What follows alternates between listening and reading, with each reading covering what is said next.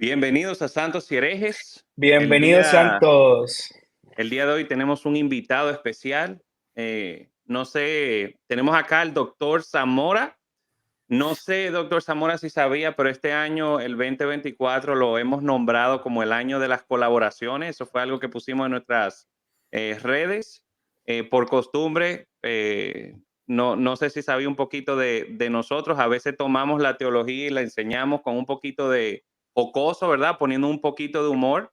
Y uno de los temas que tratamos fue las proclamas proféticas, por ejemplo, que se hacen en muchas iglesias. Ujú. Y entonces nombramos este año el año de las colaboraciones. El día de hoy tenemos un invitado súper especial que está con nosotros para cerrar ya con broche de oro el tema que trajimos de historia de la iglesia, hablando un poquito del tema del mundo espiritual. Pero el día de hoy tenemos al doctor Zamora con nosotros. Doctor, ¿cómo está? Muy bien, gracias a Dios. Bien recibido aquí por ustedes. La verdad que es un placer estar aquí otra vez. Con ustedes la primera vez, pero Sí, otra la vez aquí primera. en línea y la verdad que contento de llegar a través de sus canales al pueblo hispano. Muy contento, de verdad. Buenísimo, doctor. Yo creo que usted sepa que va a ser mi episodio favorito por mucho tiempo, de los que vamos a hacer este año. Estoy muy emocionado por este episodio. Pero, doctor, antes de entremos en materia de lo que vamos a hablar ahora, nos gustaría hacer un poco de su background académico, Ujú, dónde se licenció, se hizo maestría y eventualmente su PhD, en qué lo ha hecho, en qué ujú, se ha especializado. ujú. Sí, yo hice todos mis estudios en el Reino de España. Lo hice, no soy teólogo, ya voy avisando así de entrada, siempre marco ahí ese, esa limitación. No soy teólogo, pero soy historiador, me dedico a la historia y me gradué en historia por la Universidad de Alcalá, que es una universidad que está al este de Madrid. Luego Ujú. hice, me gradué en historia, saben, historia general, historiografía. Luego hice un máster en Historia y Ciencias de la Antigüedad por la Universidad Autónoma de Madrid. Fue un máster interuniversitario. El título es por la Universidad Autónoma de Madrid y la Universidad Complutense. Y fue un máster en Historia y Ciencias de la Antigüedad con una especialidad en el mundo romano y en la España antigua. Y luego hice mi doctorado en Estudios del Mundo Antiguo por la Universidad Complutense de Madrid. Me gradué en el año 2000, en diciembre del 2018. Ya van a ser, creo que son 4 años se cumplieron. Ahora, no, miento, 5 años. Ya 5 5. años y pico, sí, 5 años. Y ya me gradué allí, hice una tesis doctoral sobre la alegría en el cristianismo antiguo, en el cristianismo del siglo I y el siglo II, donde estudio la evolución del concepto de la alegría y también trabajo la expresión de la alegría en las primeras comunidades cristianas.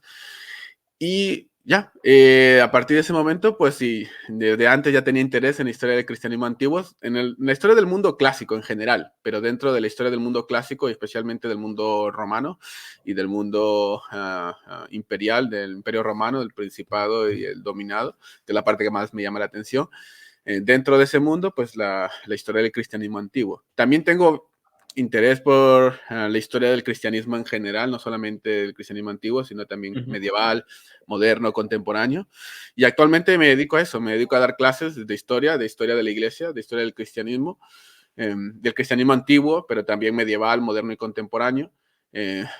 Por un lado estoy colaborando en Palm Beach Atlantic University, que es una universidad que se encuentra en la Florida, al sur de la Florida. Llevo ahí, básicamente, no fue el primer trabajo aquí en los Estados Unidos, porque ahora yo radico en los Estados Unidos hace varios años. Vive allá.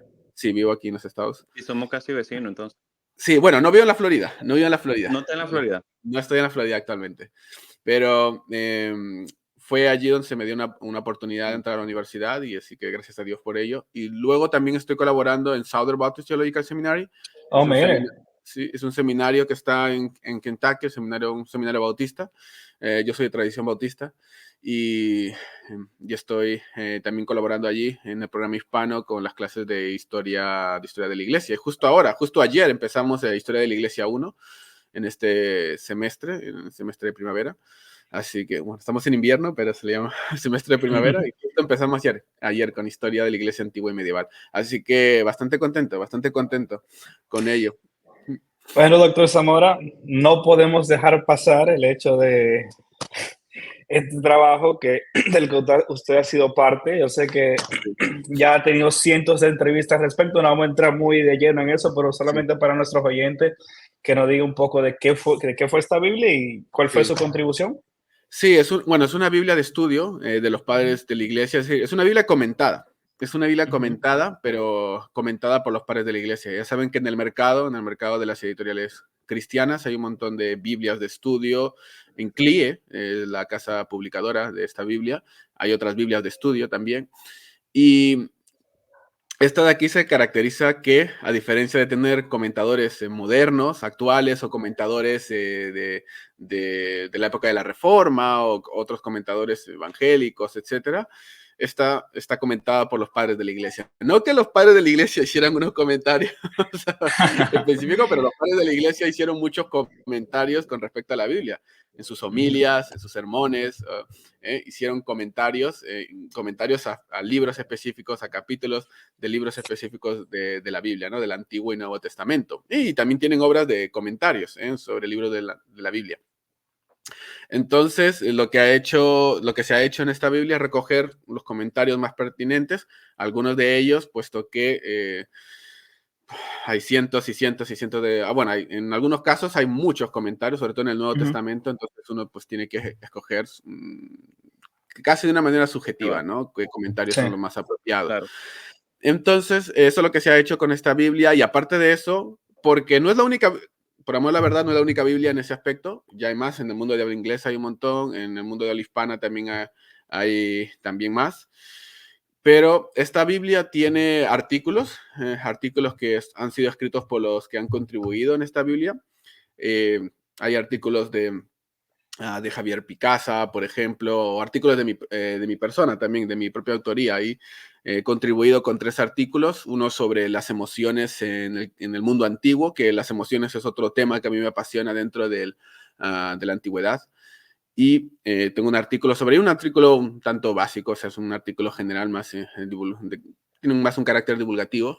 Y también tengo ahí otros 2 artículos, otro sobre las emociones en el cristianismo preniceno, específicamente en el preniceno, y espero ahora en una segunda edición que se añada otro artículo, o añadiría otro artículo sobre las emociones en el cristianismo niceno y posniceno, ¿no? Y luego otro artículo sobre, exactamente el título no recuerdo, pero el tema sí que es el origen de la iglesia protoortodoxa, o la formación de la iglesia protoortodoxa, es el título, si no mal recuerdo, que es la formación de la iglesia protoortodoxa, sí. Entonces, espero que les sea de bendición a los que hayan adquirido la Biblia, vayan a esos artículos, le echen un vistazo y comprendan un poquito más sobre las emociones en el cristianismo antiguo y en el mundo antiguo, y también la identidad, la formación de la identidad de la iglesia protoortodoxa en el cristianismo del Buenísimo. siglo Doctor segundo. muy Zamora, bueno. y una preguntita ahí con respecto a Ujú. eso. Sé que no habíamos hablado de esto previo, Sí. pero ¿hubo una razón específica por la que se tomó Reina Valera en vez de otra traducción? Sí, La verdad, bueno, yo pienso, o sea, la verdad que nosotros solamente mandamos, por ejemplo, mandas uno de sus artículos o lo que sea, Ujú, pero ya las decisiones que toma la editorial con respecto a lo que hace con el trabajo que han hecho los que han contribuido, pues ya es decisión de la editorial. okey. Entonces, la editorial ha escogido utilizar la Biblia Reina Valera de 1900, creo que del 70, no de la del 60, creo que la usa Ujú, la revisión del 70 o 70 y algo, que es la la revisión de la Reina revisada. Valera, la revisada por CLIE. Ujú, Entonces usan, pues, porque es su Biblia, entonces una razón comercial, ¿no? ya. Sí, así que, pero es lo que supongo, tampoco no es algo que yo he preguntado y no estoy informado tampoco de ello. Mm, No, perfecto. Muchas gracias, de verdad. mm, Entonces, vamos a entrar en materia, doctor sí, Zamora. Pero antes de ir de lleno al mundo espiritual, yo creo que se ha mencionado mucho una frase o palabra que es padres de la iglesia. ujú, Yo creo que muchos hermanos, principalmente los que vienen de la tradición protestante evangélica, entienden que esos son un padre o un cura de la iglesia católica. sí, Y obviamente eso está bastante divorciado de la realidad. ujú. Y si pudiera, por ejemplo, darnos una definición de qué son los padres de la iglesia y también la importancia de sus escritos para la teología cristiana. Sí, bueno. o sea, padres de la iglesia, en palabras creo sencillas, o en oraciones que se puedan comprender sin meter tantos rellenos, hace referencia a los autores cristianos que escribieron entre finales del siglo I y el siglo séptimo y octavo después de Cristo. Y son autores cristianos, que están caracterizados por la ortodoxia, por una vida de santidad, también porque por su antigüedad. Solamente se les llama padres de la iglesia a estos autores que han escrito durante este rango de tiempo cronológico que les he dicho y que hayan tenido un reconocimiento por parte de la iglesia como una figura central, una figura principal que haya marcado lo que es o haya guiado en la ortodoxia cristiana. Entonces, esas son las características de los padres de la iglesia. Pero ahora, hoy en día, también se utiliza el término más inclusivo, que es autores cristianos, en la que pueden incluirse no solamente a los padres de la iglesia, es decir, a las figuras, a autores cristianos ortodoxos de esa época, sino también a autores no tan ortodoxos o literal o heterodoxos. Entonces, Un bajo el Marción, un por ejemplo, Montano. efectivamente, Ujú. Marción, Arrio, Nestorio también pueden estar incluidos dentro del término de autores cristianos, que es un término más general Ujú, y ujú. que donde se borra pues ese marcador que es la ortodoxia y la heterodoxia. Pero el término tradicional pues es padre de la iglesia para abocar solamente a estos autores cristianos que tienen entre esas características la ortodoxia, la antigüedad, el reconocimiento por parte de la iglesia, una vida de santidad. Son sus marcadores de insignia de lo que es un padre. Sí. Y Buenísimo. eso es lo que es un padre de la Ujú. iglesia, no hay más misterio. Y su importancia en la teología cristiana, ¿qué pudiera Sí, comentar sobre eso? claro, los padres de la iglesia, sobre todo, y aquí también cabría incluir también a figuras consideradas heterodoxas o alejadas un Ujú, tanto de la ortodoxia, ¿no? Son importantes conocerlos y conocer sus escritos porque así también nosotros podemos comprender el desarrollo de lo que es los dogmas ortodoxos dentro del cristianismo, sobre todo el dogma trinitario y el dogma cristológico, ¿no? Que son desarrollados durante los primeros siglos de la historia de la iglesia y que van a ser literalmente sancionados por los concilios ecuménicos de finales del mundo antiguo. Entonces, es me importante refiero conocer. a Nicea, a Efectivamente, ir Constantino, a Nicea Nicea, II. Constantinopla, sí, a Éfeso, Calcedonia, los 4 primeros y Ujú, también sí. los que vienen posteriormente a esos que ya son más centrados en el medioevo, ¿no? Pero los padres de la iglesia van a jugar sus escritos, porque obviamente no todos son contemporáneos a esos concilios ecuménicos, muchos de ellos son Claro. anteriores o posteriores, pero no todos son contemporáneos, algunos sí, pues sus escritos, si no eran contemporáneos, en muchos casos han contribuido a la formación de la teología ortodoxa dentro del cristianismo. Y como les digo, aquí no solamente son importantes los padres de la iglesia considerados tradicionalmente ortodoxos, sino también figuras que se escapan de los límites de lo que es la ortodoxia o que han sido mirados con sospechas o que no tienen el título de padres. Por ejemplo, Tertuliano, ¿no? Ujú, sí. Tertuliano, su cristología, su concepción de la Trinidad va a influenciar de manera positiva en el desarrollo del dogma trinitario cristológico posterior. Entonces, y él, pues tradicionalmente no ha sido considerado un padre de la iglesia. Orígenes también, su cristología, Ujú. ¿no? Iba a mencionarle a él, sí. Que también va a jugar un papel importante en el desarrollo del dogma niceno, ¿no? A través de la figura de Atanasio de Alejandría, por supuesto, pero va a llegar también su cristología a jugar un papel importante, o algunos aspectos de su cristología, no toda, pero sí algunos aspectos. Entonces, no solamente conocer a los padres de la iglesia, sino también conocer a las figuras que tradicionalmente escapan de esa designación, ¿no? Entonces es importante si queremos conocer el desarrollo de nuestro propio dogma cristiano.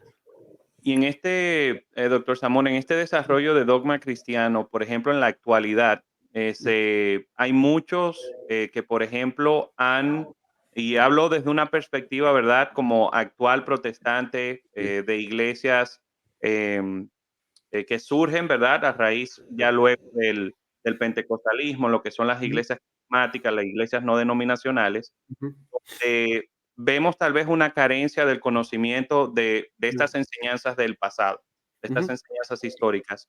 ¿Qué recomendación usted diera a nuestros oyentes en cuanto a a lo que escribieron estas personas y por qué es tan importante conocerlas, conocer estos escritos?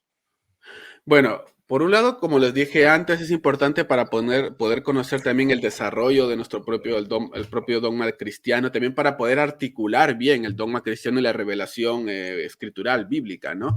Porque eso es lo que buscan los padres de la iglesia, explicar la revelación bíblica. Hacen estudios, un análisis y buscan expresiones, términos que ayuden a comprender la revelación. Entonces, en ese aspecto, los padres de la iglesia nos ayudan a comprender mejor el desarrollo de ciertos misterios dentro de la fe cristiana, como es el misterio de la Trinidad, de la encarnación, ¿no? Nos ayudan y nos dan las herramientas para poder comprenderlo mejor y poder articularlo de una manera, una manera que se acerque más pues a lo que la revelación nos quiere decir con respecto a ello, ¿no? Entonces, en ese aspecto, los padres de la iglesia nos ayudan bastante, pero también en otro aspecto, nos ayudan a vislumbrar lo que es la ortodoxia y la heterodoxia, ¿no? Sobre todo ahora que vivimos en un mundo tan pluralista y también vemos que dentro de, no solamente en el ámbito del cristianismo y también de las religiones paracristianas o que tienen relación con el cristianismo, pero que no con el cristianismo ortodoxo, ¿no? Que defiende pues los credo-nicenos, por ejemplo, ¿no? El credo niceno constantinoplano, etcétera, ¿no? Nos ayuda a marcar, ok, por ejemplo, los padres de la iglesia en el siglo IV, durante la primera mitad del siglo IV, después del concilio de Nicea, están luchando contra los arrios, ¿no? Contra los arrios y los arrianos. Entonces, podemos ver lo que ellos enseñaban a partir de las escrituras y cómo desarrollan su teología a partir de las escrituras, para combatir las ideas de Arrio, ¿no? Que negaba la divinidad de Jesucristo, y también de los semiarrianos, ¿no? Entonces, podemos usar esos mismos argumentos y también eso nos enseña a ver y a vislumbrar uy, aquí hay ciertos grupos que nos están enseñando cosas que suenan un poco raro, que suenan mucho a arrianismo. No voy a, no, ya pueden imaginarse algunos a qué grupos me estoy refiriendo, pero entonces nos puede ayudar pues a determinar, a tener cuidado, ¿no? Nos advierte sobre algunos pues movimientos de carácter heterodoxo, ¿no? No solamente del mundo antiguo, sino del mundo actual. Entonces, en ese aspecto, conocer a los padres de la iglesia y su teología nos ayuda y es beneficioso para el pueblo de Dios, beneficioso para el pueblo no solamente protestante en general, sino también para evangélico y específicamente para los movimientos que históricamente, y el evangelicalismo peca, pues de eso hay que ser sinceros, ha pecado de separarse un tanto de la historia, y pues hay ciertos grupos dentro del evangelicalismo, pues que aún más, ¿no? Entonces, yo creo que eso es la parte beneficiosa que podemos rescatar de la teología de los padres de la iglesia, que nos beneficia, tanto para conocer mejor la ortodoxia como para reconocer la heterodoxia. Entonces no son exclusivos de la Iglesia Católica o Ortodoxa. Todos los cristianos de todas las denominaciones podemos aprender de ellos, ¿verdad? Oh, por supuesto, sí. Y esto es algo, sobre todo, yo he tenido que hablar muchas veces con mis estudiantes, porque hay muchos estudiantes porque siempre están con sospecha y miran, los padres de la iglesia, eso suena muy romano, suena muy ortodoxo, ¿no? Pero aquí hay que tener en cuenta que los estudios patrísticos no es algo ajeno al mundo protestante, ¿no? O al mundo evangélico y al mundo protestante en general.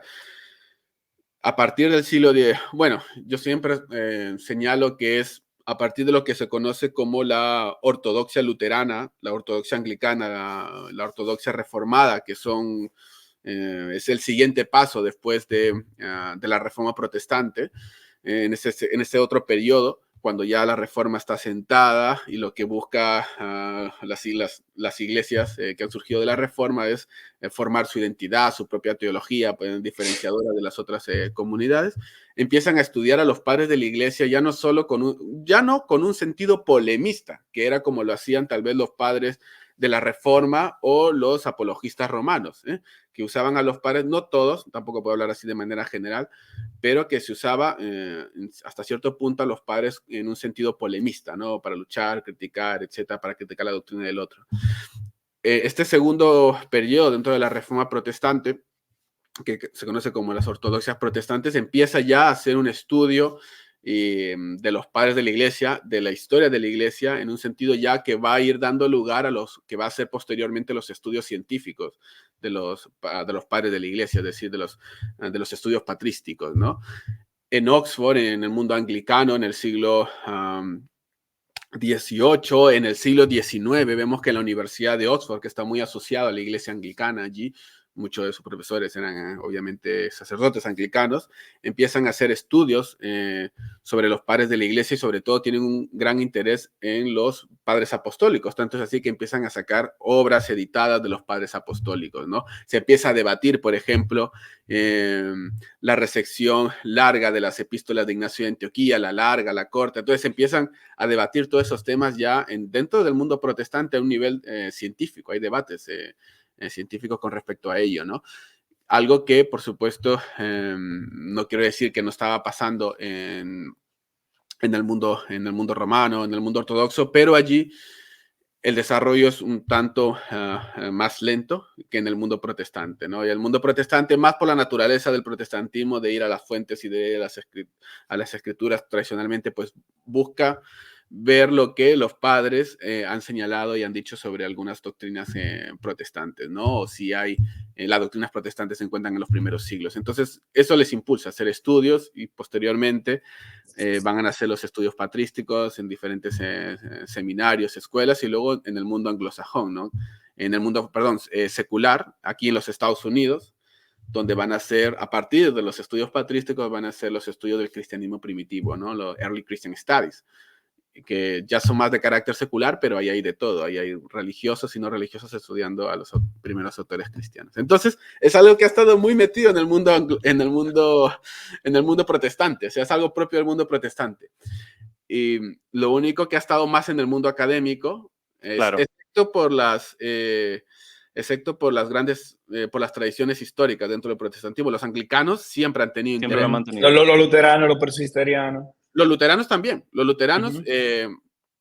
tuvieron bastante interés en los padres de la iglesia a finales del siglo XVI y principios del siglo XVII. Hay obras sobre los padres o que trabajan algunos temas en los padres de la iglesia por teólogos luteranos. Entonces, siempre ha habido un interés en el mundo luterano y sobre todo pues en el mundo anglicano, ¿no? Porque en el mundo anglicano, sobre todo con este movimiento de los Caroline Divine y luego más adelante con el movimiento de Oxford, pero sobre todo con los primeros, que buscan recoger mucha de la liturgia que se encuentra en los padres de la iglesia para llevar a la liturgia anglicana. Entonces, siempre ha habido un interés dentro del protestantismo. En el evangelicalismo, cabe señalar, yo tengo ahí una charla, a ver si la voy a compartir creo que la tengo en mi cuenta de Facebook, donde estoy hablando con Justo González y con su señora, con Catherine González, que hablamos justo de este tema y cómo en el evangelicalismo y en el evangelicalismo naciente, en el siglo XVIII, ¿no? Los primeros evangélicos o los primeros padres del movimiento del espíritu, ¿no? Como les llama Justo González, tienen interés también en los padres de la iglesia, ¿no? Wesley, ¿no?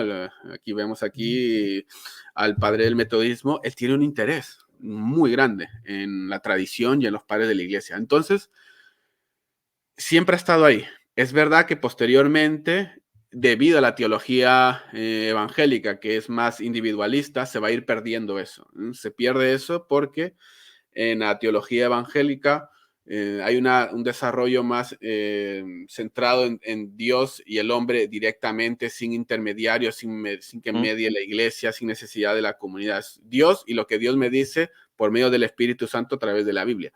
Entonces, como ya tienes directamente a Dios y al Espíritu Santo como tu maestro, se va perdiendo esa idea de buscar en la iglesia o en la historia de la iglesia a personas que te puedan enseñar. Entonces, la misma teología a veces ha llevado también a ese proceso. Diríamos como un mal uso de la sola escritura. Sí, Nos ha llevado a eso. efectivamente. Es más, dentro del evangelicalismo, más que el hecho de la sola escritura, porque sola escritura históricamente tampoco no necesariamente significaba que no se tomara Solamente la escritura. exactamente, sino Sí. que la teología nace a partir de las escrituras, pero esta teología también toma en cuenta lo que han dicho autores, lo que han dicho maestros en antigüedad, ¿no? Uno O va al sea libro de la que Concordia, perdón, sí. aquí no, perdón, doctor Zamora, se puede decir que ha sido como un miedo entonces a la tradición. O sea, por el miedo como a que me asocien, bien como decíamos, con ese carácter, como usted decía, que sus estudiantes a veces sentían como ese miedo de la tradición, Roma, como que conecte con eso, tal vez se ha despegado un poco a la iglesia, igual que como usted decía, el hecho de yo tener este libre acceso, ¿verdad? A comunicarme directamente con Dios y por medio del Espíritu Él me revela o me da las enseñanzas, se ha perdido un poco se usa un corte, me imagino, con esta tradición histórica. Sí. Y no, y además, si uno se da cuenta cuando mira las obras de diferentes autores luteranos, por ejemplo, o anglicanos en el siglo XVII, en el siglo XVIII, cuando ellos están haciendo sus obras y están haciendo un estudio hermenéutico, exegético de la Biblia, empiezan primero con la Biblia, o sea, empiezan estudiando la Biblia, sacando sus conclusiones a partir de sus razonamientos X a partir de la Biblia, y luego inmediatamente después de eso acuden a los textos patrísticos, acuden a lo que a ver los padres de la iglesia han dicho, a ver si mis conclusiones están en lo correcto, si se asemejan o no a lo que han dicho los padres de la iglesia. Entonces, siempre ha estado allí. Lo único que, como les digo, la propia teología evangélica, al ser y lo digo yo, que soy bautista, o sea, que no lo digo yo dentro de casa, ¿sabes? Digo, o sea, no lo digo desde afuera, ¿no? Nos ha llevado a esa teología, a esa lectura más de carácter individualista que excluye la comunidad, ¿no? Y que excluye, por supuesto, excluye la comunidad, excluyes también la historia, ¿no? Excluyes a los miembros de la iglesia del pasado, etcétera. Entonces, eso es lo que pienso yo que en términos históricos explica por qué esa lectura más individualista, biblicista, ¿no? Que es el término que se utiliza, el biblicismo, ¿no? Que no solamente es la Biblia y fuera de la Biblia no hay nada. Biblicismo que hasta incluso dentro de la Reforma en el siglo XVI, por ejemplo, hablando de algunos reformadores, incluso dentro de los reformadores españoles, incluso los más biblicistas dentro de los reformadores españoles, no eran tan biblicistas, ¿no? Sino que sí tomaban en cuenta, no todos, pero muchos de ellos sí tomaban en cuenta y gran parte de ellos tomaban en cuenta lo que la historia de la iglesia ha dicho, ¿no? Entonces, ya, es algo más reciente, este fenómeno es algo más reciente dentro de la historia de la iglesia y de la historia del protestantismo. Y les dije que me pararan, porque si no, si a mí no me paran, yo sigo. Por nosotros te puedes seguir 10 horas más. Sí. No tenemos ningún problema. Yo creo que entonces pudiéramos atribuirle el desconocimiento, vamos a decir, que está, en inglés se dice spread, como regado en la iglesia evangélica del día de hoy, debido, en mi opinión, al crecimiento de las iglesias no denominacionales y también a los mismos pentecostales, diría yo. O sea, incluso algunos hermanos bautistas también a veces me he dado cuenta que no tienen un muy buen agarre con el tema de los padres de la iglesia. Yeah. Siempre he visto más esa actitud de la idea histórica más en, por ejemplo, los metodistas, en los anglicanos, en los luteranos, incluso en los mismos presbiterianos. Pero más, por ejemplo, las denominaciones que más premian en nuestros países latinoamericanos son o bautistas o pentecostales, y podemos ver que el interés histórico no está tan presente, se pudiera decir. No, sí, y es así, pero también, claro, es que hay muchas explicaciones, como la que he dado anteriormente, y también el hecho de que en las mismas iglesias protestantes históricas, tú solamente cuando acudes a la liturgia, en la liturgia escuchas muchas referencias que son sacadas del cristianismo antiguo, ¿no? Y que se siguen utilizando dentro de la liturgia protestante de las iglesias históricas. Entonces, como que no hay por eso un rechazo, no hay un problema, porque se vive con eso cada domingo o cada vez que se participa en el servicio. Pero en el mundo evangélico específicamente, que tienen una liturgia donde no se toman en cuenta esos elementos, que no necesariamente estoy defendiendo que se tengan que tomar esos elementos, pero que no se toman en cuenta eso. Entonces, todo lo que suene a eso se asocia específicamente con la iglesia católico-romana o con la iglesia ortodoxa, sobre todo más en el contexto latinoamericano con la iglesia católico-romana, ¿no? Porque es como los evangélicos son el contraste, es el contraste. A veces, ese es otro problema, que no debería ser así, pero muchos evangélicos a veces forman también su identidad en contraposición a lo que es Roma. Es decir, mi identidad, yo no soy Roma, Y yo, Es como yo no cierto. soy Roma, yo no tengo esto, yo tengo esto. O sea, muchos forman su identidad a lo que en contraposición a lo que es la Iglesia Católica Romana, y eso pues tampoco no, no está bien, No, ¿no? No. perfecto. Entonces yo diría ya con esta explicación ya sabemos un poco de lo que era pues este mundo antiguo, el conocimiento de que eran los padres de la iglesia, la Ujú, importancia, ¿verdad?, de conocer estos escritos. Vamos a entrar de lleno ya con el tema para cerrar, como decíamos, con broche de oro, este tema de lo que es el mundo espiritual y ujú, cómo se veía en los escritos entonces ujú, de los padres. Le decíamos, doctor Zamora, de que básicamente nosotros estuvimos hablando un poquito acerca de escritos, por ejemplo, del doctor Heiser, de cómo se ujú, veía Anthony Arnold. ujú, el mundo espiritual, ¿verdad? En el Antiguo Testamento, ujú, en las escrituras, ¿verdad? Del Segundo Templo. ujú, Pero queremos ver que esta parte no la llegamos a tocar así de lleno. eh, ¿Cómo veían los padres de la iglesia o estos escritores cristianos de los primeros siglos el mundo espiritual? O sea, ¿qué conocimiento tenemos en la historia de cómo ellos veían el mundo ujú, espiritual, cómo percibían este? También por ahí mismo sería bueno explicar un poco del background ujú, cultural de ellos, porque o sea, después de que el cristianismo empiece a expandirse más al mundo grecorromano, muchos de los padres de la iglesia no dejan de ser judíos y ujú, son griegos, vamos a decir, ujú. por decirlo de esa forma, y cómo su visión griega afecta su entendimiento del mundo espiritual. Sí, bueno, la verdad que eso es, aquí muchas cosas hay para decir, hay un montón para decir, porque nosotros actualmente vivimos en un mundo completamente diferente a como se vivía en el mundo antiguo, o sea, no solamente por Claro. las razones obvias del lapso histórico, ¿no? Sino por la cosmovisión y la cosmología que había. El mundo actual, sobre todo a partir de la ilustración, pero incluso anterior a ello, pero sobre todo a partir de la ilustración, es un mundo que ha alejado tanto lo sobrenatural de nuestra vida que incluso eso ha influenciado en la iglesia. Y para Sí. ponerles aquí un contraste para que sea más notorio para la audiencia, imagínense, si tú viajaras ahora al siglo primero uno antes de Cristo, al siglo primero después de Cristo, al siglo segundo después de Cristo, y fueras a Roma, o fueras a cualquier ciudad del mundo antiguo, del mundo grecorromano, del mundo romano, Digamos Éfeso. Éfeso, por ejemplo, te vas a encontrar que la población en general cree que hay espíritus y hay potencias y poderes sobrenaturales Ujú. en cada aspecto de la esfera pública y de la esfera privada, en cada No aspecto existía de el la vida. ateísmo. No existía el ateísmo tal y como se entiende el ateísmo Ujú, en la actualidad, ¿no? Se hacen ujú. había, por supuesto, negadores de dioses, pero no es el ateísmo moderno, es consecuencia más de la ilustración, ¿no? Pero en el mundo antiguo, la creencia en poderes, en potencias, en espíritus, estaba por todos lados. Y la gente allí creía que había incluso, tú estás con un mortero, machacando ahí lo que sea, ajís o lo que sea, la gente creía que había incluso espíritus detrás de ello, detrás de la Ujú. escoba, espíritus en tu casa. Me refiero a espíritus por usar un término general que nosotros entendamos, ¿no? Los términos de la terminología que usan en el mundo antiguo a veces es un tanto diferente. Espíritu también se utiliza, ¿no? Pero lo usan en un sentido más general.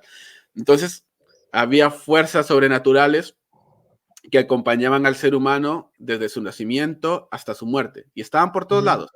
Estaban por todos lados, como les digo, incluso en las puertas, dentro de tu casa. Tanto es así que en las casas romanas había altares para estas fuerzas y estos Sí, espíritus que vivían dentro de las casas, ¿no? Entonces, ese es un mundo que es totalmente diferente al nuestro, un mundo claro. que nosotros No, normalmente no creemos o no aceptamos, o por lo menos no vemos, ujú. incluso los cristianos, que hay espíritus por todos lados. Obviamente creemos que hay seres espirituales, ahora hablaremos de ello, ¿no? Pero en el mundo antiguo era algo bastante exagerado y que sobresalía, y que no, que literalmente se escapa a cualquier comprensión que tengamos del mundo espiritual en la actualidad. O sea, que era un ¿Sabe, mundo... doctor? Perdones, puedes seguir, sigue diciendo. Ahora Entonces, aporto. eh, en el mundo grecorromano lo que nos vamos a encontrar son con estas potencias Sí.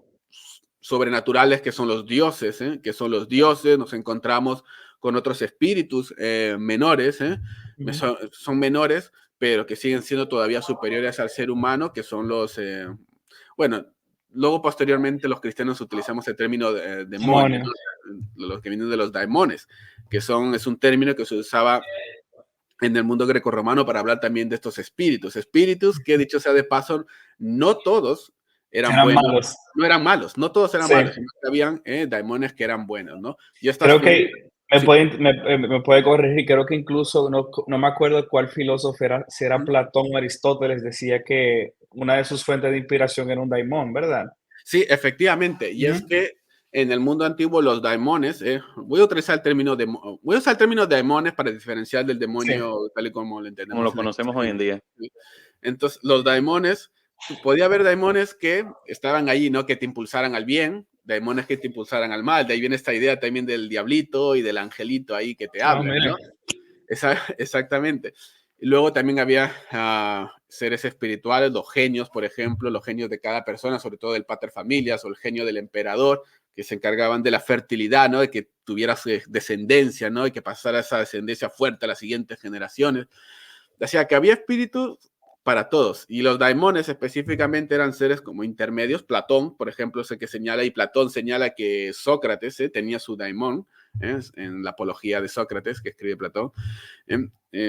Sócrates señala que estos son seres intermedios, ¿no? Los daimones son seres intermedios entre los dioses y entre los seres humanos, ¿no? Son seres intermedios que tienen esa función de comunicación. Son los que transmiten los planes y las ideas de los dioses a los hombres, a los seres humanos, y son los que transmiten a los dioses de los seres humanos las súplicas, los ruegos o cualquier petición que quieran los humanos, ¿no? Esos son los demonios son los encargados de llevar eso a la esfera de la divinidad. Entonces son seres divinos, pero que también están en este mundo, en el mundo aquí, en el mundo de los seres humanos. Por esa razón, hay algunos daimones que están llevados por las pasiones, porque están en el mundo bajo, en el mundo de los seres humanos, y son dominados por las pasiones y son arrastrados por ellas, tanto que se vuelven maléficos y se vuelven malvados y buscan hacer el mal a los seres humanos.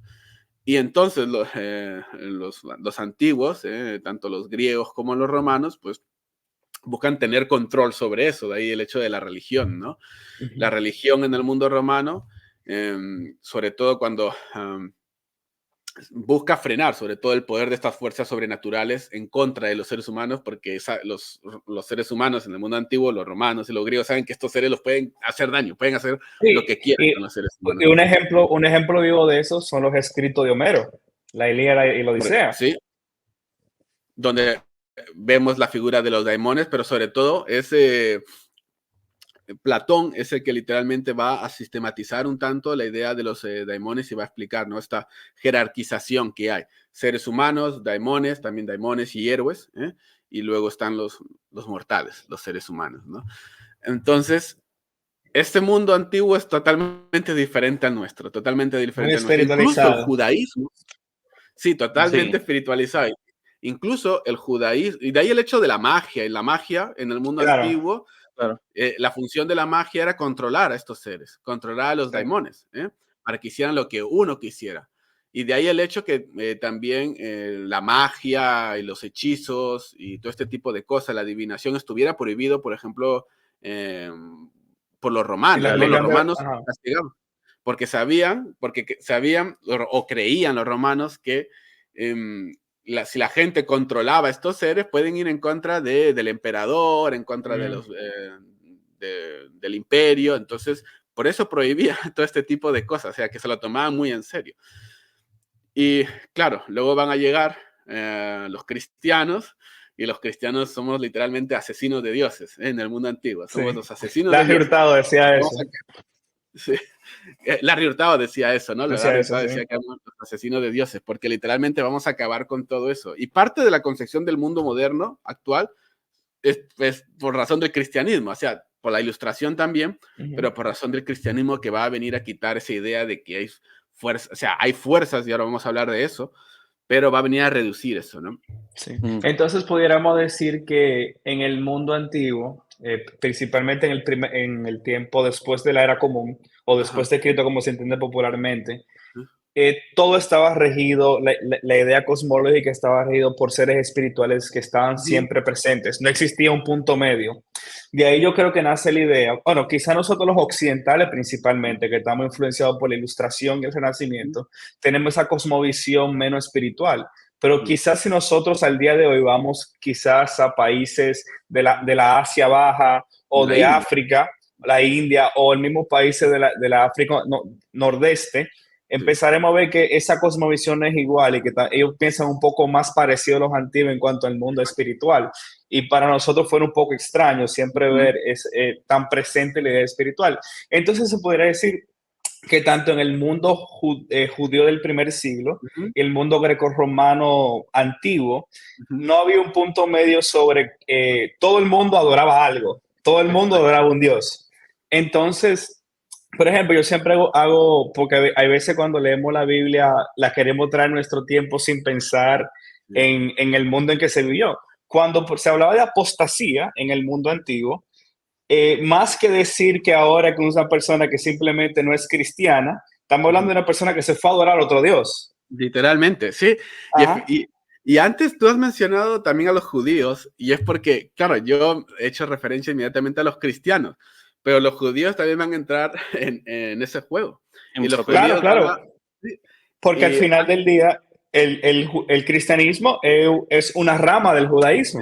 Efectivamente, sí. Y lo que viene a pasar, antes tú mencionabas a Heiser, mencionabas el judaísmo del segundo templo, y es que nosotros a veces pensamos, ok, el judaísmo del segundo templo como si fuera algo aislado, pero el judaísmo del segundo templo incluso estaba influenciado también por la cultura predominante, que era la cultura helenística. Esa era la cultura predominante, incluso aunque el judaísmo, sobre todo el judaísmo palestiniense, fuera más cerrado, igual todavía estaba influenciado. Incluso su ¿Conoce al doctor Raúl Saldívar? ¿Está el doctor Zamora? Ay, me suena ahora mismo, pero no le pongo cara, pero me suena el doctor Saúl. No, es Raúl Saldívar. Raúl Saldívar. Lo tengo ahora mismo en mente, pero no le pongo cara. Pero es que... Bueno, en fin. Sé que lo conozco, pero no le pongo ahora mismo cara en mi mente. El año pasado sacó un libro que se llamaba Las fuentes que nos dieron origen a la Biblia. El libro trataba más del judaísmo del segundo templo y cómo ese era el ambiente teológico del Nuevo Testamento. Él ahora, este año, acaba de sacar un libro de CLIE sobre las fuentes griegas que nos dieron origen a la Biblia. Básicamente, cómo el helenismo influenció el judaísmo que nos llevó a la teología cristiana. No, y es así, incluso con el hecho del tema de los demonios. Por ejemplo, en el mundo grecorromano, estaba esta idea platónica, la idea platónica de que los demonios, los daemones, eran inferiores a los dioses, pero eran superiores a los humanos, pero no eran ni dioses ni humanos, eran como un punto intermedio, ¿no?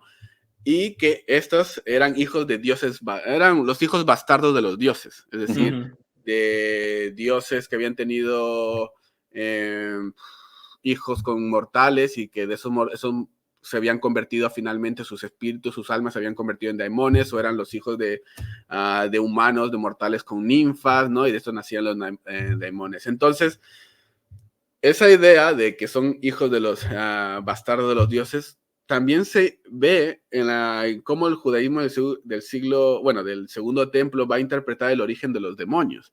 No, porque sí, efectivamente, porque Enoch va a señalar que los demonios tienen su origen de los Nephilim, ¿no? ¿Verdad? Tienen su origen en los gigantes, en los hijos de los vigilantes, es decir, de los ángeles que caen, ¿no? En la tentación de estar con mujeres humanas, tienen sus hijos, y estos hijos que mueren son finalmente pues los demonios, ¿no? Y esa es la idea que hay en el judaísmo del segundo templo, una interpretación que se da de este pasaje del Génesis, que probablemente haya estado influenciado incluso por esta idea platónica, ¿no? La idea platónica de los hijos bastardos de los dioses. Entonces, incluso en el judaísmo vemos que probablemente haya influencia del mundo grecorromano y que luego el judaísmo nos influye a los cristianos. Y hace mucho sentido, porque en la diáspora, o sea, obviamente después del exilio babilónico y después de que Alejandro Magno conquista el mundo conocido, vemos la gran influencia griega que incluso toca Ujú. a los judíos del momento, que es lo que hace que nazca la necesidad de la Septuaginta en su momento. No, y también, además, es que esa influencia helenística se ve en el judaísmo de segundo. Se Ujú, ve, por ejemplo, con el caso de los saduceos, ¿no? Que tienen ujú. una influencia más de carácter epicúrea, ¿no? Entonces, de esta visión de Dios que no interviene, Dios que está ahí alejado, etcétera. Es una idea bastante epicúrea. O sea, se ve la influencia del mundo helenístico ahí, por El mucho que término queramos sería dar su crédito. deísta o teísta. ¿El qué, Que perdón? siempre, ¿cuál es? Está deísta y teísta, siempre los confunde. El que cree que Es existe un Dios, pero no deísta. deísta, la idea Ujú. deísta. Sí. Okay. Y en esto, doctor Zamora, por ejemplo, algo que nos sorprendió cuando estuvimos hablando de este tema, yendo así al principio, con los padres de la iglesia, como bien decíamos, era que ellos traían esta idea, ¿verdad? Como Ujú, vemos en Enoch, los hijos de los ángeles caídos, vamos a ujú, decir, con los Nephilim. A mí, por ejemplo, algo con este tema que me sorprendió mucho fue la idea de que bien esto eran los espíritus, ¿verdad? De estos Nephilim ujú, que murieron, ujú. que quedaron rondando. O sea, que estos Sí, demonios pasaron a ser los espíritus de estos, de los, de esta de los- descendencia, ¿verdad? De los ángeles caídos. Y ujú, comparándolo así bien como dice con la cultura del momento, conecta bastante, ¿verdad? Con la mitología, como ellos percibían, ¿verdad? A estos ujú, héroes del pasado, a estos ujú. grandes, así como bien describe Génesis, estos grandes del pasado. ¿Cómo se reconcilia, o diría yo, cómo podemos reconciliar esta idea? Porque vemos en los padres, Ujú, los primeros siglos, esta idea bien arraigada de que eran los hijos o los espíritus, ¿verdad? De los Nephilim. ¿Cómo ujú, podemos, digamos, en cierto sentido, tal vez aceptar o buscar una forma de conectar con esta idea? Porque cuando nos movemos en la historia, ya ujú, llegando bien lejos con la Suma Teológica, por ejemplo, vemos que Santo Tomás de Aquino, ujú, pues ya habla de que los demonios son ángeles caídos, como que Ujú. desconecta esta ujú, idea de los espíritus ujú. de los Nephilim. ¿Cómo podemos Creo sentir, que digamos, también, Sam, tranquilidad? un poquito antes, creo que del Ujú. padre, no sé si llamarlo padre iglesia, africanos, creo que se llamaba, ¿verdad? También empieza a expresar ideas contrarias Ujú. a la de los padres de la iglesia más temprano, que lo Ujú, asociaban con los Nephilim. ujú. ¿Cómo En podemos el, entonces como conectar con esta idea sin ujú, sentirnos tal vez como, oye, siento como que esta influencia realmente es del mundo grecorromano y no realmente divina, no es una inspiración ujú, de Dios? ujú. Bueno, lo que hacen, bueno, lo que han dicho ustedes es completamente cierto. O sea, los padres de la iglesia, sobre todo los apologistas del siglo segundo, van a literalmente a traer esta idea, ¿no? Esta idea de que los demonios tienen su origen en los espíritus de los gigantes, de los Nephilim, ¿no? Que mueren y pues esos espíritus se quedan rondando por la tierra, ¿no? Es una idea que están tomando, por supuesto, de la interpretación, bueno, del libro de Enoch, ¿no? De la historia de los vigilantes, ¿no? Toman de ahí esta idea del origen de los demonios. Y No también me obstante, imagino por también tanto Pedro como Judas, que son libros canónicos que los ujú, mencionan, que creo que siguen la misma idea interpretativa, ¿verdad? sí. Y Ok. lo que pasa es que luego, posteriormente en el cristianismo, lo que se va a buscar es un tanto simplificar también las ideas y no. Y lo que se hace, por ejemplo, es Lactancio. Lactancio lo que va a hacer literalmente es referirse tanto, por un lado están los demonios, que son los hijos de estos, de los gigantes, los hijos de los Nephilim, y por otro lado tenemos, pues también nos referimos con el término demonios, para simplificar, con el término demonios nos referimos también a los ángeles que han caído. Unos están en la tierra, los demonios son estos seres espirituales que están por la tierra, y están los otros demonios, que son ángeles caídos que están todavía pues en las esferas, en las esferas celestiales, ¿no? Entonces tenemos que el término demonio se va a utilizar en un sentido más inclusivo, ¿no? Para hablar de los ángeles caídos y para hablar también de los espíritus de los gigantes. Entonces, así es como se va haciendo el cambio, ¿no? Se va simplificando, Ujú. ¿no? Antes tenemos dos tipos de seres espirituales malignos y ahora solo tenemos dos tipos de seres espirituales malignos, pero lo único que hacemos es encerrarlos todos bajo una misma categoría, que es el término demonios, que tampoco no veo Bas- ningún problema, o sea, porque al fin y al cabo son seres perversos, seres espirituales malvados. Usamos el Vamos a término decir que demonio. eventualmente la iglesia usó ese término como un término sombrilla para denotar a todos Es- los espíritus contrarios a Dios. efectivamente, Mm, se simplifica y se utiliza ese término. O sea, Satanás también va a caer dentro de la categoría de demonio. Y Satanás es un ángel, bueno, tradicionalmente se le ve también como un ángel caído, ¿verdad? Entonces, pero también va a ser referido bajo el término demonio. Entonces, se va a ir simplificando, se va a ir simplificando, pero todavía se mantiene que tienen, estos seres tienen un origen diferente, tienen un origen diferente, pero se les categoriza bajo el mismo término. Ok, y podemos también ver en la Biblia, o sea, cuando Pablo en Romanos, y creo que cuando Pablo en Romanos dice que ni potestades ni principados podrán separarnos del amor de Dios, también cuando, creo que es Colosense, que habla de que no está luchando contra carne ni sangre, no, Efesios, ¿verdad? Efesios, sí. Contra carne ni sangre, tú usando términos, me puede corregir, no sé si estoy equivocado, términos de terratenientes romanos para asignar un tipo de jerarquía a estos seres. Y es que esa era la creencia dentro del judaísmo del segundo templo, ¿no? Esta creencia de que el mundo, ¿no? El mundo, y luego los padres de la iglesia, Orígenes, por ejemplo, va a recoger también esa creencia, ¿no? Orígenes, bueno, creía que el mundo o las naciones o los reinos estaban gobernados por diferentes seres espirituales, ¿no? Por demonios, por ángeles caídos, estaban gobernados por ellos. Y esa misma idea que Orígenes obviamente la está tomando la toma, perdón, aunque ya el judaísmo del segundo templo está un tanto, hay un lapso de tiempo bastante amplio, todavía la literatura del judaísmo obviamente pervive y sigue influenciando en los padres de la iglesia, ¿no? Y esa idea se mantiene, ¿no? En Orígenes de Alejandría se mantiene quien interpreta ese pasaje tal y como se veía en el judaísmo del segundo templo al que pertenecía el apóstol Pablo, ¿no? Que tiene esa imagen de que estas potestades no son seres que están gobernando ahí, ¿no? Que están seres espirituales que están gobernando ahí en las esferas celestes, ¿no? Sobre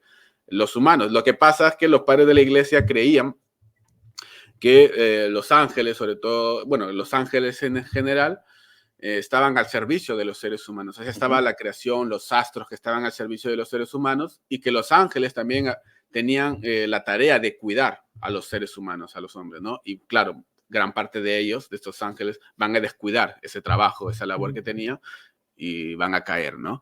Entonces, los padres de la iglesia también recogen esa idea.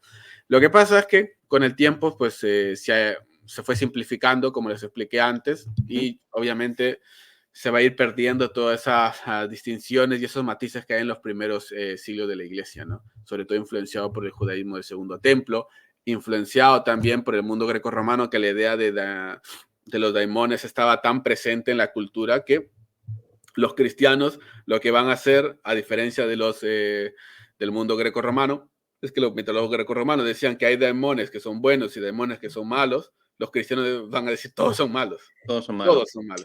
Todos son Yeah, malos. yeah. Entonces, doctor Zamora, te iba a decir algo, Samuel. No, lo que iba a mover entonces con esta idea, ¿verdad? Que tenemos ya de la percepción, ¿verdad? De lo que eran los demonios o los espíritus para los padres de la iglesia. En cierta forma, había un entendimiento también de cómo afectaban los mismos.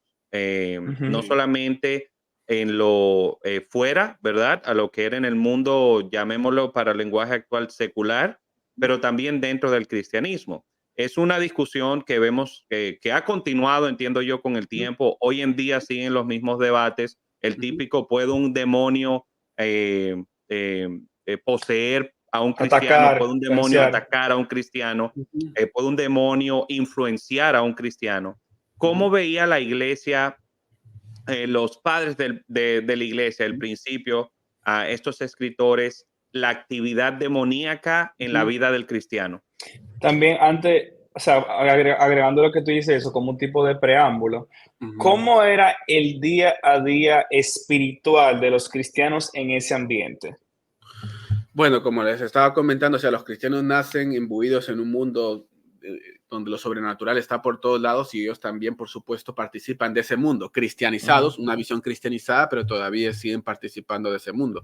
Para los cristianos de los primeros siglos, los demonios están por todos lados y están influyendo a los seres humanos. Y no solamente a los humanos individuales, influyen a las naciones, influyen tanto que por ejemplo, los apologistas señalaban que los demonios eran los que estaban influenciando en las autoridades romanas para perseguir y torturar a los cristianos. Son los que están incitando, señala Justino Mártir, ¿no? Los demonios son los que incitan a las autoridades para que nos hagan sufrir, para que nos maten y todo ello.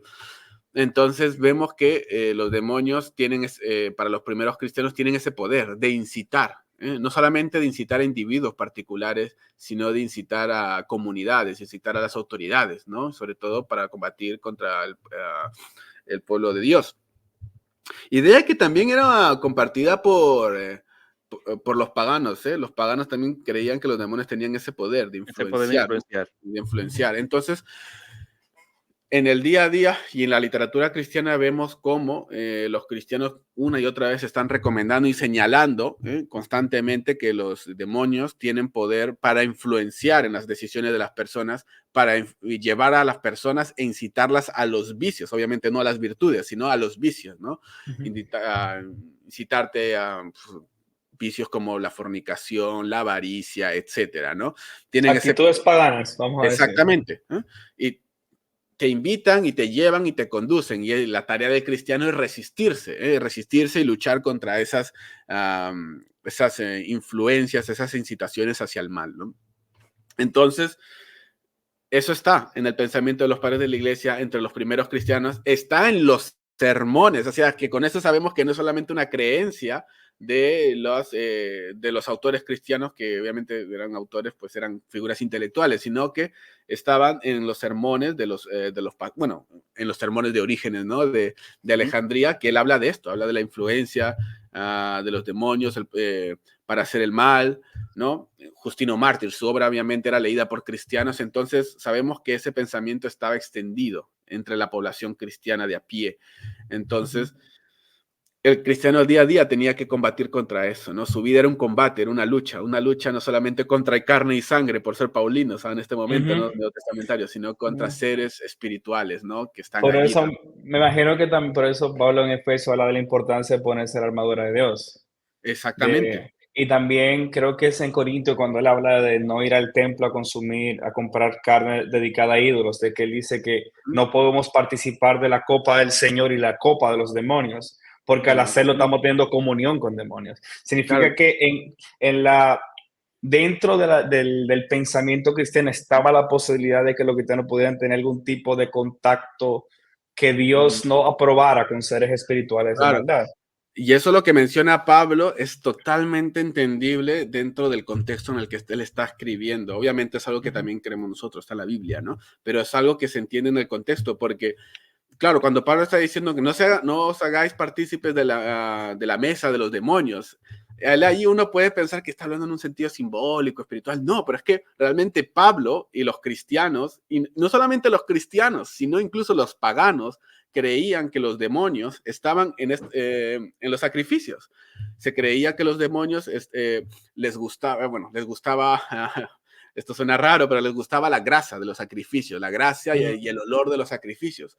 Y por eso estaban ahí rondando los sacrificios, ¿no? Y por eso es que Pablo, no, oye, no se hagan partícipe de eso porque es que realmente hay demonios allí. O sea, no es que solamente lo dice en un sentido simbólico, espiritual, no, ¿cómo es que es idolatría? No, es que realmente hay seres allí, y esa es la creencia también, no solamente del cristianismo antiguo, sino también la creencia popular. Ahí es que los demonios o los daimones estaban ahí, sobre todo los daimones maléficos, que les gustaba respirar. También hace mucho sentido. Hace mucho sentido también cuando nosotros ahora cuando escuchamos prédicas sobre la idolatría, siempre pensamos en idolatría como éxito, cosas que uno quiere lograr, pero en el mundo antiguo cuando te hablaban de un ídolo, te hablaban de algún tipo, una estatuilla que ellos se la dedicaban a una deidad y la deidad de cierta forma poseía ese ser. Por eso creo que la primera carta de Juan, no el Evangelio, dice al final, hijitos, cuídense de los ídolos. Si los ídolos fueran una simple estatuilla que no tuviera ningún efecto, no creo que el escritor de Primera de Juan se hubiese tomado el tiempo de decir, cuidado, o sea, cuidado con esto. Cuando dicen cuidado es que hay peligro adelante. No jueguen Efectivamente, con esto. efectivamente, porque hay una creencia bastante, o sea, están totalmente convencidos que hay seres espirituales que están atrás de los cultos paganos. O sea, no es que Ujú, solamente es algo, no, es que es idolatría y en un sentido abstracto, no, es que realmente hay demonios que están detrás de de esas prácticas religiosas, que están allí disfrutando de los sacrificios. Realmente, o sea, esto tal vez a nosotros nos suena un tanto ridículo, porque como un espíritu va a poder oler, ¿no? ujú. En la literatura del mundo antiguo señala que los daemones incluso consumían ese olor de los sacrificios porque era lo que los alimentaba, incluso que comían y bebían hasta sangre. Entonces por eso estaban ahí, es algo que les gustaba. Y los cristianos vienen a decir que es que ahí están los demonios, todos los demonios que son malvados, que están detrás haciéndose pasar por un dios. Sabemos que no son dioses, pero se hacen pasar por dioses, por los dioses de las naciones. Y eso es lo que vienen a decir los judíos, ¿no? Los judíos, Ujú. antes que los cristianos, vienen a decir que los ídolos, los dioses paganos son todos demonios. Y los cristianos luego vienen a decir lo mismo. Todos esos seres o entes que están detrás de esos ídolos son Sí. demonios reales que están ahí. Sí. Y Por eso me esto, imagino, bueno, antes de no, que te dale, llame, termina ahí me porque imagino yo que, a moverme de.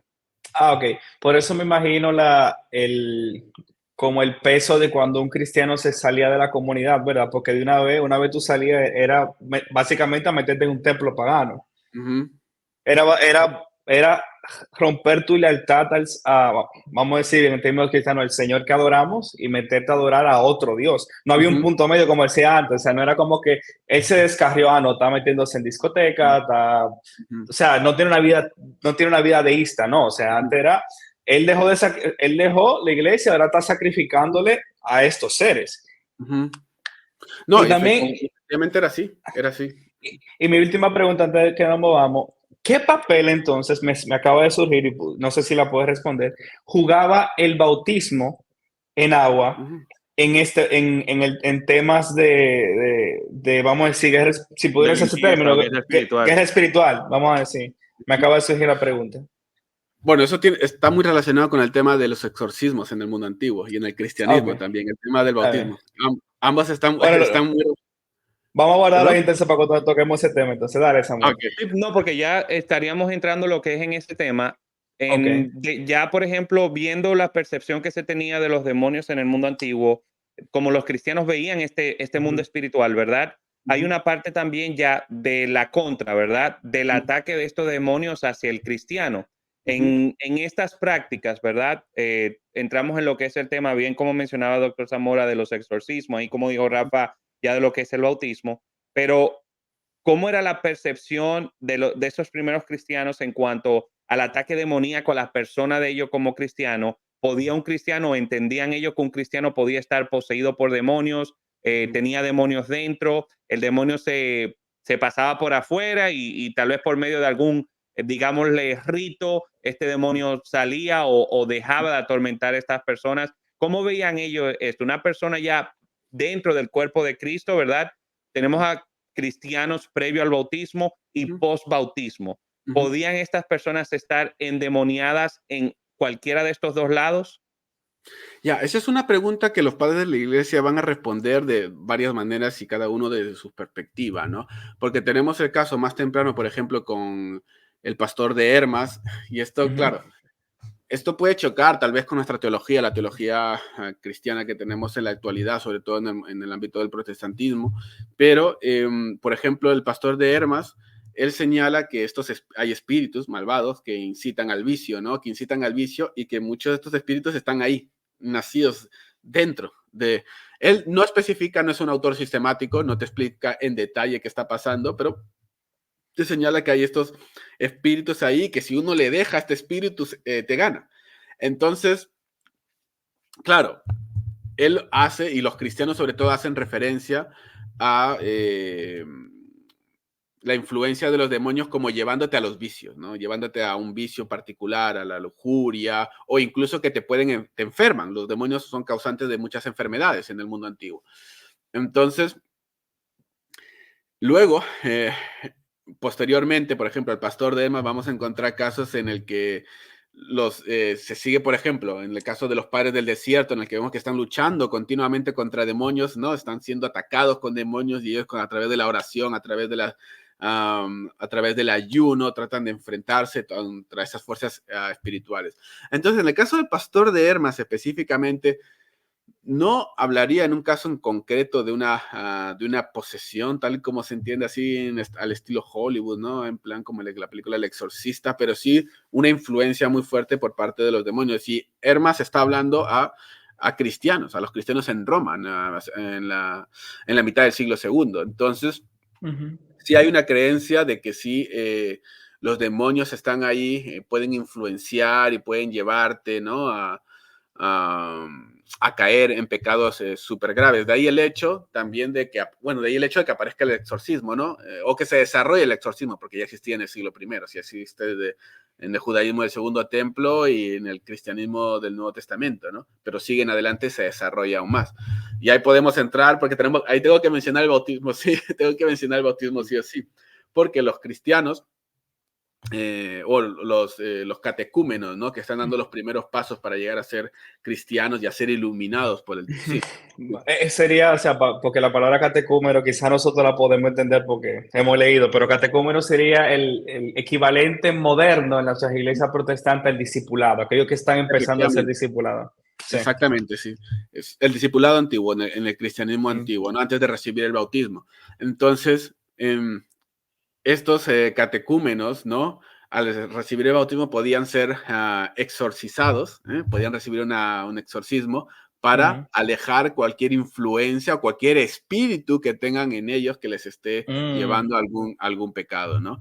Obviamente con el bautismo, con la llegada del Espíritu Santo, el cristiano pues es limpiado de toda influencia maligna, renuncia al diablo, a Satanás y a sus demonios, ¿no?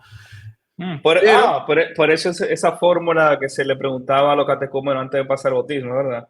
Claro, porque los demonios todavía pueden seguir influenciando todavía en los después cristianos. de bautismo. Exacto, pueden seguir influenciando. Y el hecho de que se sigan haciendo pequeños exorcismos donde se haga la señal, esas son las prácticas, ¿no? La señal de la cruz, porque la señal de la cruz es lo que más temen los demonios.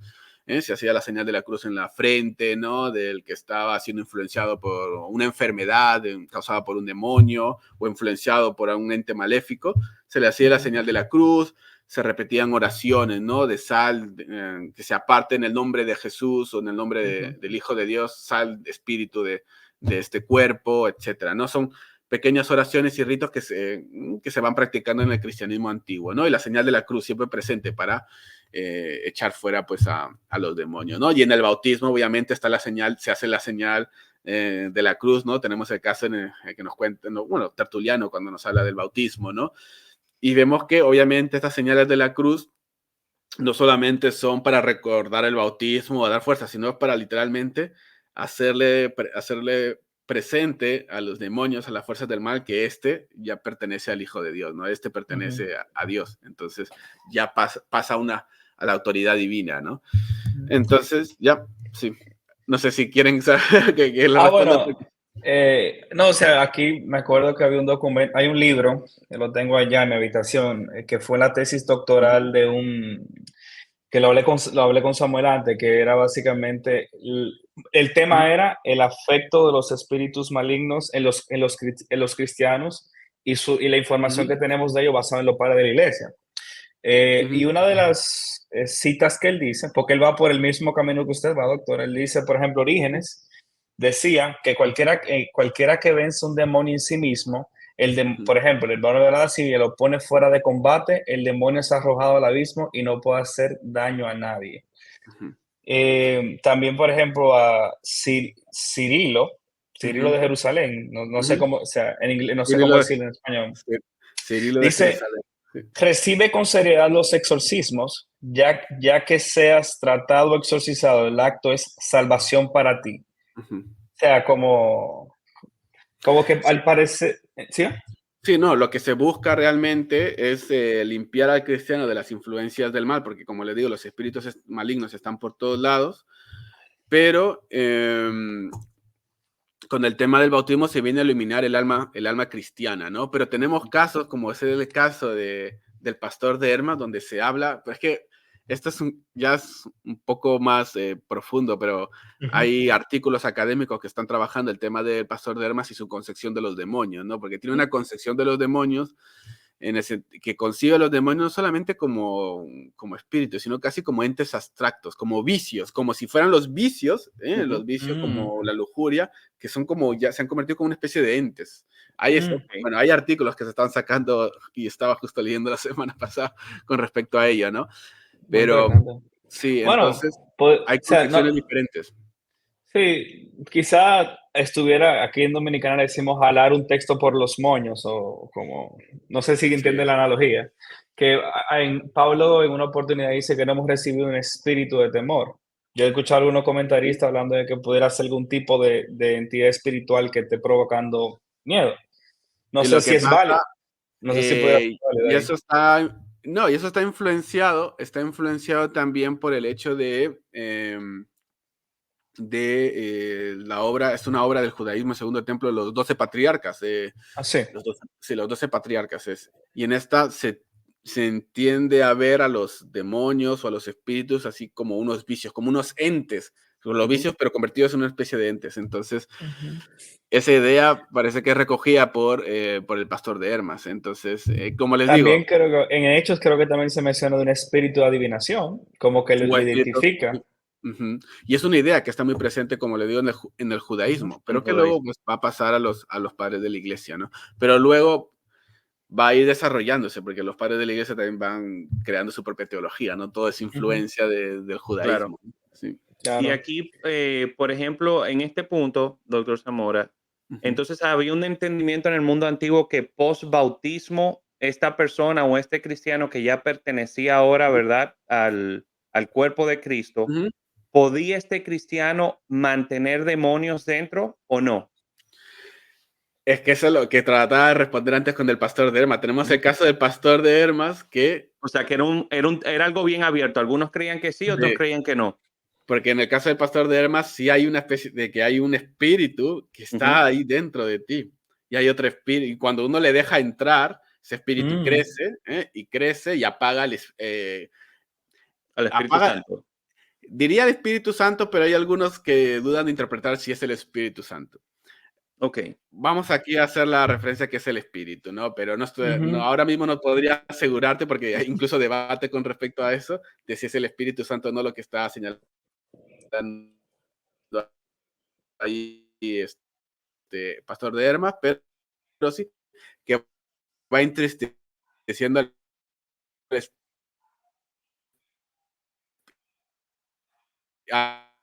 al espíritu, Samuel, y que el se está espíritu cortando. se Sí, aleja de... se cortó ¿Qué un poco pasó? ahí. ¿Se No, se cortó? cortó un poco ahí, pero Se ya lo cortó un tenemos de poco. vuelta. Oh. Sí, ya volvió. Eh, bueno, creo que hace sentido en parte. O sea, que no me acuerdo qué padre de iglesias que hablaba de que aquel que vuelve a sus pecados después del bautismo, como que tiene que exorcizarlo de nuevo. Eh, por ahí anda la cita. No sé si está familiarizado con ella, doctor Zamora. Ujú. ¿Nos escucha? ¿Están aquí de nuevo? ¿Qué pasó? Sí, Sí, ¿Se fue estamos aquí. internet? ¿Nos escucha? nos escucha. Ah, ok. Se- ¿Escuchó lo Yo sí último les que escucho, dije? ¿eh? Ok. Ah, ok, No, perfecto. no, no, no Que escuché. decía, ok, ok. Que me acuerdo que hay un padre de la iglesia, no me acuerdo exactamente, o sea, del tope de mi cabeza la cita, que hablaba de la posibilidad de la necesidad de otro exorcismo post-bautismo si el cristiano volvía a, Ujú, a su vida pecaminosa. O ujú. sea, no lo tengo el tope de mi cabeza, pero está familiarizado con la referencia. Sí, no, y Yermas habla de la segunda oportunidad del arrepentimiento, ¿no? Incluso después Ujú, de uno de haberse entregado a los vicios y al pecado, nuevamente, después del bautismo, todavía hay ujú. una oportunidad de Oh, poder arrepentirse, ¿no? Y apartarse de todo ello. Pero hay prácticas, hay evidencia, por supuesto, posterior de exorcismos a creyentes que están Ujú. ahí siendo influenciados o que están enfermos por causa de demonios, se les hace un pequeño exorcismo, ¿no? Se les aparta ese Sí, espíritu. ¿sabe qué? Y tiene mucho sentido, por ejemplo, con el tema de la armadura de Dios que menciona Ujú, Pablo en Efesios. O sea, una armadura presupone una batalla. Entonces mi ujú, pregunta es, si él está pidiendo que se la pongan, ¿qué le puede pasar de que no se la pone? ya. No, y en la lucha espiritual, en el cristianismo antiguo está claro, o sea, que los demonios siguen influenciando sobre el cristiano, y es que su principal objeto de destrucción son los cristianos, o sea, los cristianos son el objeto de destrucción de los demonios, ellos quieren acabar con los cristianos, entonces a- los atacan, tratan de influenciarlos, tratan de llevarles a hacer el mal, o tratar de destruirlos, con el caso de las persecuciones en el cristianismo antiguo, ¿no? Que era la creencia de los cristianos, que los demonios estaban detrás de todo ello. Entonces, sí, se usa todo tipo de herramientas para apartar a los demonios, ¿no? Y entre ellos, como les digo, sobre todo, pues obviamente el bautismo, pero la señal de la cruz, ¿eh? Porque la señal de la cruz, ¿no? Se usa en el siglo segundo, en el siglo tercero, sobre todo en el siglo tercero, antes del bautismo, pero también luego se va a utilizar después del bautismo con la intención de espantar y alejar espíritus malignos. Entonces, la idea de los exorcismos está allí en el cristianismo antiguo, pero está, bueno, lo vemos en el caso del Nuevo Testamento, ¿no? En los evangelios. Vemos al Señor que exorciza a un montón de gente que está siendo poseída, también luego en el libro de los Hechos seguimos viendo el mismo caso, ¿no? Y ese fenómeno todavía se sigue manteniendo en el cristianismo antiguo, tanto que es en la tradición apostólica atribuida a Ujú. Hipólito de Roma, donde se menciona el oficio de los exorcistas, ¿no? O sea, hay exorcistas. Justino Mártir habla de que en Roma hay un gran número de exorcistas, de cristianos. Entonces, están ahí los cristianos literalmente tratando de liberar a la gente y a los espacios de muchos espíritus maléficos, ¿no? De muchos demonios. Entonces, esa idea está allí. Y como les digo, es porque en el cristianismo antiguo está esta realidad para ellos tan visible de que los demonios están por todos lados y algo que nosotros hemos perdido.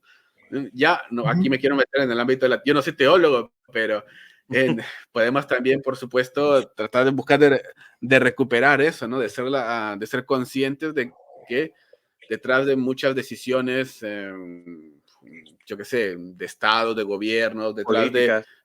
muchos conflictos, políticas o vicios, hay fuerzas Religiones. del mal que están, efectivamente, religiones. Sí. Entonces, Eh, eso se ha perdido un tanto en el cristianismo actual. sí, yo creo que yo lo mencioné en el episodio que tuvimos sobre el mundo de los espíritus de una perspectiva bíblica, que la ilustración no ha influenciado a un punto donde ya no hay, o sea, ya no hay espíritu en ningún lado. Obviamente no Ujú, creemos en sobre espiritualizar todo al punto ujú, de se cayó la lámpara, se fue la luz, es un demonio. Pero sí la realidad de que hay entidades de maldad ujú, rondando el mundo ujú, que están, vamos a decir, haciendo de la contra el reino de Dios. Y yo ujú, creo que por eso es tan valioso el día de hoy el trabajo de gente como Heiser, de Clinton y Arnold, Sam Storms, e incluso yo le llamo carismáticos que piensan, ujú, ya que hay gente así que ha traído de nuevo, o sea, a las iglesias ujú, protestantes tradicionales, la idea de la guerra espiritual y de echar fuera ujú, demonios también. Yo sé que algo por ejemplo, Santo Samuel como yo venimos del mundo pentecostal, ujú, que crecimos viendo ese tipo de cosas, ujú, pero cuando tú hablas con hermanos que vienen, por ejemplo, del mundo metodista, del mundo anglicano, es raro que te hablen de ese tipo de experiencias. Y si te hablan, ujú. son muy escasas. No, y eso es verdad. Y yo como bautista también puedo hablar de la misma experiencia, ¿no? Que es muy raro hablar de eso. Sí he escuchado así de testimonios personales de personas que hablan así de cosas sobrenaturales que les han pasado, pero que es muy raro que eso se hable dentro del mundo del evangelicalismo fuera del ámbito del pentecostalismo, ¿no? Es muy, muy raro. Como le digo, yo como bautista, para mí incluso también es raro que eso se hable pues en nuestras iglesias, ¿no? En las iglesias bautistas. Sí, sí. Que se Yo habla, pero diría, muy raro. sí, es rarísimo y realmente Sí. no es costumbre. Para ir ya, para no tomarle más tiempo porque nos hemos excedido de la hora, doctor Zamora. Ujú. en conclusión, ¿qué usted le diría a nuestros oyentes en cuanto, ya concluyendo, de por qué, como, qué recomendaría para volver a estudiar? O sea, ¿qué recomendaría para que las personas vayan a estas fuentes del principio? Para, bueno, les recomendaría, sí, leer a los padres de la iglesia, les animaría. No, bueno, si uno lee, les diría leer a los padres apostólicos, pero el único padre apostólico que trata ese tema de las luchas espirituales más en profundidad es el pastor de Hermas, Ujú. pero les invitaría, no sé, a leer a Tertuliano o leer sobre todo Orígenes, su obra sobre los principios o sus sermones, donde él trata estos temas continuamente, ¿no? Entonces, o incluso leyendo a los apologistas griegos hablan de eso y de la influencia de los demonios no solamente en contra de los cristianos, sino también cómo influyen en la sociedad. Entonces, está allí. Yo les recomendaría, y si no, así a nivel más académico, creo que ustedes ya han abarcado ese tema. Yo siempre cuando alguien me pregunta sobre esto, le menciono los libros de Heiser, ¿no? Ujú. Que tratan este tema. Y Heiser lo trata más en el ámbito bíblico, que pienso que es el que ve más, no sé, el pueblo hispano, el pueblo evangélico hispano estará más interesado, ¿no? Me dirán, bueno, San Agustín no está inspirado, y es verdad, San Agustín no está inspirado, que se inspira en la Biblia, ¿no? Entonces, Ujú. estarán más interesados en saber lo que los autores bíblicos pensaban sobre el tema. Entonces, yo les recomendaría leer a Heiser con respecto a ello. Buenísimo. Y doctor Zamora, ¿cómo pudiesen nuestros oyentes seguirlo usted? O sea, ¿tiene Ujú. por Facebook, Instagram, por YouTube, alguna página específica donde usted tenga ya como charlas o se puedan las personas documentar más de lo que usted expone? Sí, me pueden seguir tengo una página de Facebook, se llama Doctor Zamora. No sé si ustedes tienen el link, si no, ahora mismo a ver si que como les comentaba Sí, antes. lo dejamos por ahí porque creo que Astrid por ahí fue que fue contactando. Le Ok, puedo sí, mandar a Astrid, sí. sí, y ahí tengo, es solamente doctor Dr. Zamora, así nada más. Y me van a encontrar en Facebook y me pueden dar a seguir. Ahí estoy subiendo. Cuando tengo un tiempo, pues grabo algún videíto de 2 minutos, algo muy pequeño, no es nada extenso, ¿no? Porque sé que a veces las personas no quieren escuchar algo tan largo, entonces les hago videíto de 1 minuto, 2 minutos con Ujú. un carácter divulgativo. Entonces lo comparto ahí y el que quiera seguirme, pues puede verlos ahí. Y tiene un Instagram, ¿no? Sí, tengo un Instagram, la verdad es que no, sigo más a Facebook, es que no soy mucho de las redes sociales, la verdad, entonces soy un poco inconstante, puedo estar ahora, a lo mejor he subido un video ayer y luego no subo un video en medio año o en un Sí, mes. sí. Entonces, sí, tengo un Instagram que es también Historia del Cristianismo y me pueden seguir a través de Instagram también si usan Instagram. Pero si no, en Facebook, en Instagram o Facebook. En Facebook es Doctor Zamora, tal vez luego le cambie el nombre a Historia del Cristianismo para que esté centrado más en la historia y no quiero que esté centrado pues en mi persona, ¿no? Sino en el objeto de Sí. estudio y luego pues en Instagram. Sí. Y creo que usted es amigo de Luis Jovel, ¿verdad? Sí, sí, lo conozco a Luis Jovel, sí, lo conozco ya varios años. No lo conozco en persona, no lo he tenido la Ah, oportunidad de conocerlo en persona, pero sí, sí he ha tenido alguna. participado, sí. Sí, él me ha invitado hace un año, me invitó a una charla con él. No recuerdo sobre el tema, no me acuerdo si fue sobre la Trinidad o algo de los padres de la iglesia, pero fue hace como más de un año atrás, o al anteaño pasado, creo. Recuerdo Ujú. sí, que estuve en su canal de No, YouTube. sí, porque vi que él le dio promoción a unas charlas que usted estaba dando sobre historia de la iglesia. Era para ver si Sí. había alguna forma de nosotros, o sea, para la audiencia, ver que si quizás YouTube o algún, donde quiera en qué plataforma muestra su trabajo aparte de Facebook. Bueno, estoy en academia.edu, pero ahí solamente tengo artículos, o sea, no es tan divulgativo. Ahora en Facebook estoy tratando de mostrar todo lo que estoy haciendo ahora. Dios mediante, espero que salga mi libro sobre la historia de la alegría en el cristianismo antiguo. Mm. Así que espero que si sale este año, pues lo haré público ahí también por Facebook. Y ya luego estoy trabajando en unos artículos, pero son más de carácter académico, no tanto de carácter divulgativo. Pero mi libro va a salir por CLIA, Dios mediante. No sé, estoy esperando ahora la fecha de la fecha de lanzamiento. de lanzamiento, pero cuando sepa lo haré público ahí en Facebook, así que el que quiera estar, el que esté interesado en conocer cómo los cristianos entendieron la alegría en el cristianismo antiguo, pues puede comprar el libro. Y esperemos tenerlo de nuevo para entrevistarle Para poder hablar sobre de ese este tema. libro. Sí, sería genial, sí. Sí. Sí. No, buenísimo. Nada, doctor Zamora, de verdad, mil gracias por su tiempo. Creo que, como decía Rafa, posiblemente este sea de los episodios favoritos que hemos tenido. Contar con su persona ha sido de mucho agrado. Esperamos que el Señor bendiga, ¿verdad? El fruto de su trabajo, Sí. le siga llenando de gozo, de alegría para poder continuar, ¿verdad? Con esta carrera que a veces digamos, se ve como en lo oculto, como que es algo que se hace en lo oculto, pero que de verdad es de beneficio para el cuerpo de Cristo.